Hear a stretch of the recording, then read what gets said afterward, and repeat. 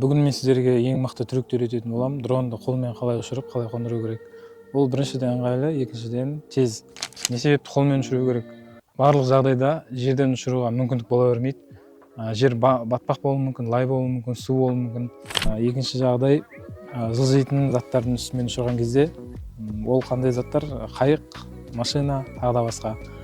Мысалға, буровойда ұшырған кезде, тағы да машинаның үстінде ұшырған кезде қолыңмен ұшырып, қолмен қағып алу керек, өйткені ол қайық жылжып бара жатады. Оны жерге қондырсаң, суға түсіп кетуі мүмкін. Сондай жағдайларға байланысты қолға қондырған өте тиімді, бірақ оның минусы бар.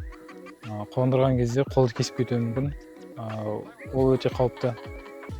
Бұл лезвие сияқты пропеллер, сол себепті байқау керек. Менде ондай бір жағдай болған.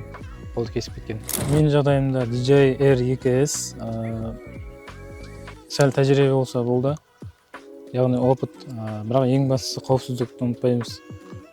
Енді бұл дронды ұстаған кезде, ұшырған кезде де, қондырған кезде де осылай ұстаймыз. Ең астынан көрініп тұрған шығар, ешқашан да былай саусақты жауып, полный кіргізіп, дронға олай ұстаудың керегі жоқ. Пропеллермен кесіп кетуі мүмкін, тек қана астымен осылай ұстаймыз.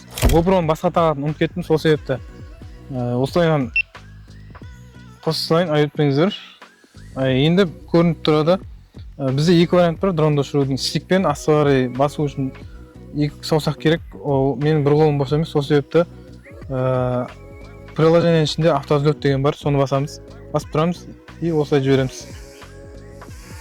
Аспанға қарай көтереміз. Енді қондырамыз. Қондырған кезде алақан жаямыз, алақанды жерде ойлайды да, қонады, сол кезде саусақпен ұстап аламыз. Осылай. Енді екінші вариантын көрсетейін. Егер де дрон қонғаннан кейін қолға бағынбай, моторы өшпей жатқан жағдайда көрсетейін. Автовзлетқа басамыз. Ұшырамыз. Енді тура солай қолса алақанмен. Осылай. Бұлай қондырудың ерекшелігі, минусы бар. Бұлайынан қондырған кезде пропеллер қолды, саусақты, тамырды кесіп кетуі мүмкін. Сол себепті тек қана ең крайний жағдайда ғана пайдалану керек та оны. А так просто стикті төменге қарай басқан кезде өзі қонады. Мотор өшеді. Енді сіздер дронды қалай қолмен ұшырып қондыру керек екенін білесіздер. Видео пайдалы болды деп ойлаймын. Егер де видео ұнаса, пайдалы болса, лайк басып, комментарий жазып, видеоны қолдап кетейік. Бұндай видеолар тағы да шығады әлі.